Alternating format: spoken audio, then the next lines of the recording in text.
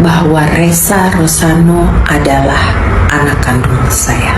Finally, Denada tampil dan mengakui Ressa Rosano sebagai anaknya, sebagai anak kandungnya.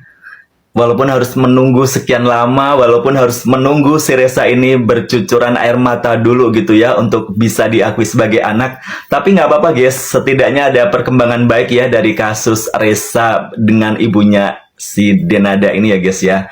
Di video tersebut Denada tampil dengan memberikan pengakuan ya guys ya, meminta maaf kepada anak-anaknya, wabil khusus kepada Ressa Rosano karena belum bisa menjadi ibu yang baik. Di video tersebut Denada juga meminta maaf kepada almarhumah Tante Emilia Contessa.